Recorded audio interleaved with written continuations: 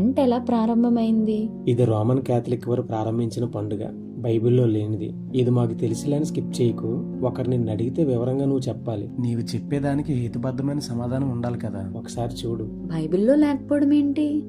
అవును, బైబిల్ లెంట చేయాలని ఏమీ చెప్పలేదు. యూదులు చేసుకున్న ఈస్టర్ పండుగను క్రీస్తు పునరుద్ధాన పండుగగా, క్రీస్తు శకం 325లో ఈస్టర్ ఆదివారంకు వచ్చే ముందు శుక్రవారాన్ని పస్కా పండుగగా నిర్ణయించి దానికి గుడ్ ఫ్రైడే అని పేరు పెట్టారు. అంటే ఈస్టర్, పస్కా యూదుల పండగల, మరి లెంట్ ఎలా వచ్చింది? అక్కడికే వస్తున్నా. శుక్రవారం మధ్యాహ్నం నుండి మొదలుకొని ఆదివారం తెల్లవారుజాము వరకు యేసుక్రీస్తు సమాధిలో ఉన్నాడు కాబట్టి ఆ సమయాన్ని 40 గంటలుగా లెక్కించి ఉపవాసం ఉండాలని క్రీస్తు శకం 330లో రోమన్ క్యాథలిక్ వారు నిర్ణయించారు. దానినే లెంట్ అనేవారు. అసలు లెంట్ అనే పదానికి అర్థం ఏంటి? లెంట్ అనేది లాటిన్ భాష. లాటిన్లో లెంట్ అంటే 40 అని అర్థం. లెంట్ అంటే చీరించుట, శ్రమ దినాలని అంటారు. అవేమీ కాదు. Lent means 40. 40 గంటలుగా చేసే ఫాస్టింగ్స్ ను 40 రోజులుగా ఎలా మారింది? ఎప్పుడు మారింది? ఇది కూడా రోమన్ క్యాథలిక్ వారే క్రీస్తు శకం 351లో హవర్స్ ను రోజులుగా మార్చి ఈస్టర్కు ముందు వచ్చే 40 రోజులను లెంట్ ఉపవాసాలుగా చేయడం ప్రారంభించారు. క్రీస్తు శకం 390లో లెంట్ డేస్ ప్రారంభాన్ని భస్మ బుధవారంగా ప్రారంభించారు.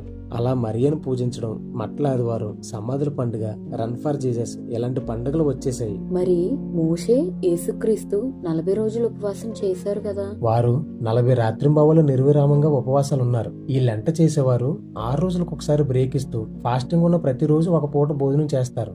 వారు 40 రోజులు ప్రార్థనలో గడిపారు. వారి అవసరాన్ని బట్టి 40 రోజులు ఉపవాసం ఉంటే లెంట చేసేవారు అలవాటుగా ప్రతి సంవత్సరం ఉంటున్నారు.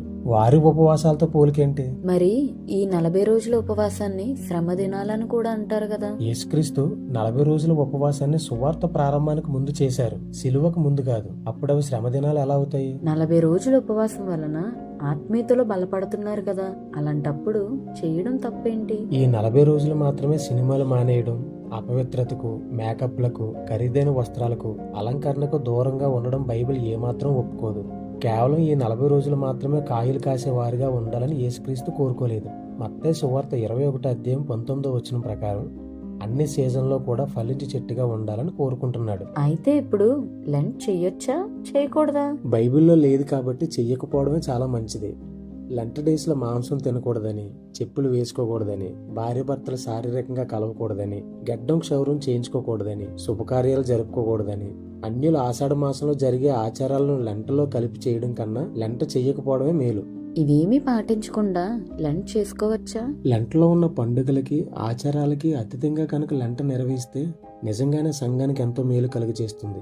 40 రోజులు చర్చిలో కూడుకొని ఉపవాసాలు, ప్రార్థనలు చేయడం, రోజు వాక్యం వింటూ ఇంకా మనల్ని మనం పూర్ణులుగా మార్చుకోవడానికి ఉపయోగించుకోవచ్చు. ఇలా చేస్తే ఆత్మీయంగా సంఘం బలపడుతుంది. ఆచారాలు, మూఢనమ్మకాలు, పండుగలు, మనుషులు కల్పించిన పారంపర్యాచారాలు చేస్తే సంఘం శారీరకంగా బలపడుతుంది.